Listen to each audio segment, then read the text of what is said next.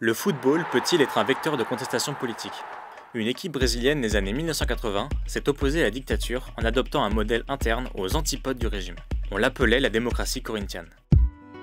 En 1964, le maréchal Branco prend le pouvoir au Brésil et instaure une dictature militaire. Cela entraîne des milliers d'arrestations, d'exils et environ 400 morts. Un chiffre qui ne prend probablement pas en compte les victimes autochtones. Sauf qu'à la fin des années 70, face à des difficultés économiques, la dictature s'assouplit. Dès l'année 1979, est passée une loi d'amnistie qui amnistie non seulement les personnes qui ont commis des crimes, mais aussi les dissidents, puisque évidemment, dans une dictature, les personnes qui font la promotion de la démocratie, s'opposent à la dictature, sont considérées comme des hors-la-loi.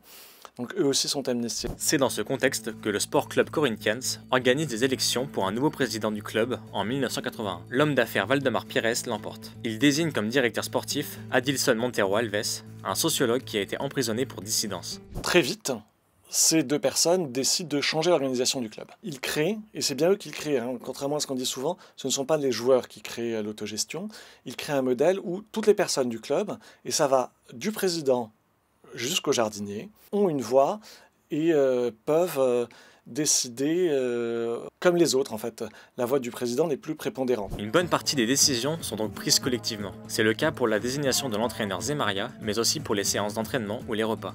Les recettes du club sont également distribuées à tous les salariés. Cette organisation en autogestion est couronnée de succès. 2 titres de champion de l'État de São Paulo en 1982 et 1983. Lors des matchs, les joueurs expriment leur attachement à la démocratie au travers de plusieurs actions. Leur maillot pouvait être floqué Democracia Corinthiana, mais aussi encouragé au vote, comme lors des élections des gouverneurs le 15 novembre 1982 pour permettre la montée de l'opposition. Lors de la finale de 1983, ils entrent sur le terrain avec une banderole « Gagner ou perdre », mais toujours en démocratie. La médiatisation du mouvement s'est en partie faite par des joueurs stars. Le mouvement de la démocratie corinthienne est un peu paradoxalement marqué par l'émergence ou l'utilisation de figures médiatiques.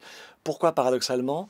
C'est un mouvement qui dit « tout le monde est égal, tout le monde a un droit de vote », mais dans les médias, il y a des personnalités qui se mettent à incarner le mouvement. Parmi elles, l'attaquant Walter Casagrande et le latéral gauche Vladimir. Mais celui qui crève le plus l'écran est sans conteste Socrates. C'est le joueur phare du pays, pour dire simple.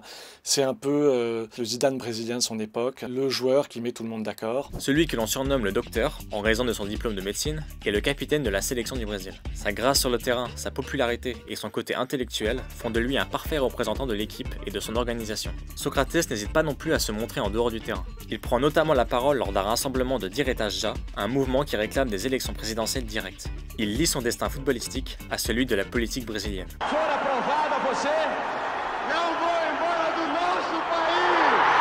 Mais le Congrès n'accepte pas les revendications et la star brésilienne rejoint le club italien de la Fiorentina. À partir de 1984, la démocratie corinthienne s'essouffle. Leur porte-parole n'est plus là. Leur porte-parole est parti en Europe. Les résultats sont moins bons. Après 2 victoires en championnat pauliste, le club ne gagne pas en 84. Il y a une nouvelle élection et les 2 figures qui ont initié le mouvement ne sont pas élues et sont remplacées par d'autres personnes qui d'ailleurs font appel à l'entraîneur, au dernier entraîneur de la période avant la démocratie corinthienne, ce qui est un peu un geste en partie symbolique. Et la transition démocratique paraît assurée, donc le mouvement perd son rôle d'opposant au pouvoir. Mais la démocratie corinthienne reste marquante par son aspect inédit et rebelle. Effectivement, il faut bien se dire que faire quelque chose en démocratie directe, c'est quand même assez rare dans le football, a fortiori dans un pays qui est une dictature où, au contraire, le système est tout ce qu'il y a de plus hiérarchique en termes de politique. La mémoire de cet épisode subsiste en partie à travers la figure légendaire de Socrates. D'ailleurs, depuis 2022, la cérémonie du Ballon d'Or récompense chaque année les footballeuses et footballeurs qui se sont engagés dans des projets caritatifs et sociétaux en décernant le prix Socrates. Corinthians do meu coração, tu és religião de janeiro a janeiro. Ser corintiano é ir além de ser ou não ser o primeiro. Ser corintiano é ser também pouco mais brasileiro.